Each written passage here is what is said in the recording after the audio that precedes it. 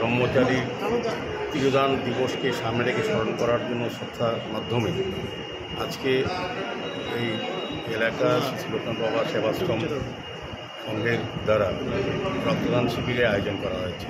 রক্তদান শিবিরে আমাদের মধ্যে উপস্থিত আছেন চেয়ারম্যান, বিশিষ্ট আইনজীবী আমাদের সঞ্জয় পাল মহোদয়, আমাদের আগরতলা পৌর নিগমের আমার সাথী সেন্ট্রাল জোনের চেয়ারম্যান রত্নাথ মহোদয় সহ এই আশ্রমের সঙ্গে যারা যুক্ত আছেন প্রত্যেকেই আছেন। আমি প্রথমেই তাদেরকে ধন্যবাদ শুভেচ্ছা জানাই এবং যারা আজকে রক্তদান অনুষ্ঠানে উপস্থিত হয়েছেন, যারা রক্তদান অংশগ্রহণ করবেন এবং যারা স্বাস্থ্যকর্মীরা রাজ্য সরকারের স্বাস্থ্য দপ্তরে যারা সহযোগিতা করছেন ধন্যবাদ জানাই। তো রক্তদান মহোদয় এটাকে সামনে রেখে আমরা বিভিন্ন পর্যায়ে সারা রাজ্যের সঙ্গে বিভিন্ন সমাজসেবী সংগঠন, ক্লাব, বিভিন্ন ধর্মীয় প্রতিষ্ঠান প্রতিনিয়তই আমরা রক্তদান উৎসব করে এসেছি।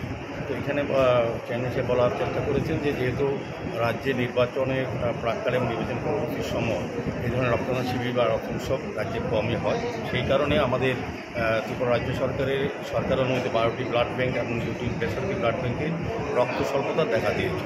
কাজেই সেখানে রাজ্যের মাননীয় মুখ্যমন্ত্রী প্রফেসর ডক্টর মানিক সহ সারা রাজ্যবাসীর কাছে, সমস্ত স্বেচ্ছাসেবী সংগঠনের কাছে, ব্যক্তির কাছে আবেদন রেখেছেন রক্তদান এগিয়ে আসার জন্য। আমি বলবো যে রক্তদান সামনে রেখে ওনারা প্রতি বছরই রক্তদান উৎসব করেন এই লোকনাথ সেবাশ্রম সংঘের কমিটি যারা। তো রক্তের যে যোগান এবং চাহিদার মধ্যে কিন্তু ভারসাম্য রক্ষা করে এই রক্তদান শিবির বা রক্তদান উৎসব।